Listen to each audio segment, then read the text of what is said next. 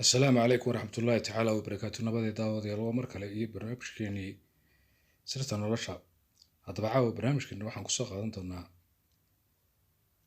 صفها ما قبل كوسف وذا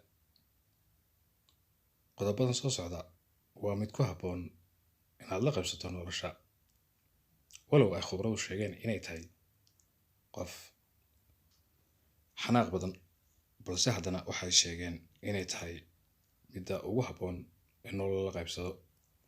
Haddaba qodobka koowaad waxay ku sheegeen inay tahay qof rusheeg badan. Qodobka labaad inay tahay qof degan.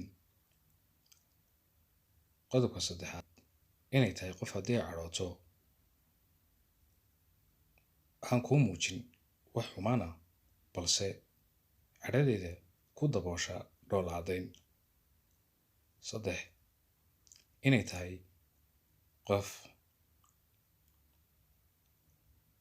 ku habboon amase jecel waqtiga dhibaatada inay qabsato garabkaaga taas oo kuu muujinaysa inay kaa rabto waxqabad iyo inaad la fahanto dhibka haysta. Afar waa qof aan aqoon wax qarinta.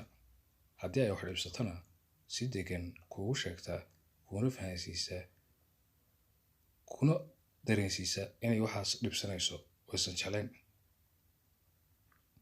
Shan waxay alaaba ku dadaashaa waqtigeeda inta ugu badan inay ku qaadato agtaada. Lix waxay kuu muujisaa kalsoonida ay kugu qabto waqti walba. Toddoba waxay ilaalisaa sirtaada iyo xogaha aad leedahay adigu ee idinka dhexeeya. Toddoba waxay ku kalsoon tahay wax walba oo aad adigu jeceshahay ama se aad u sheegto waxaanay kugu qabtaa kalsooni.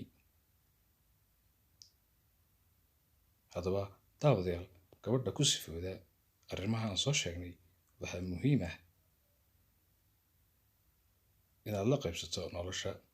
haddii ay sifooyinkan leedahayna ha sii dayn ee gacanta ku dhig kuna dadaal inay noqoto lamaanahaaga nolosha. haddaba daawadayaal caawa barnaamijkeena intaas ayaan kusoo gabagabeynayna. wassalaamu calaykum waraxmatullaahi tacaala wabarakaatu.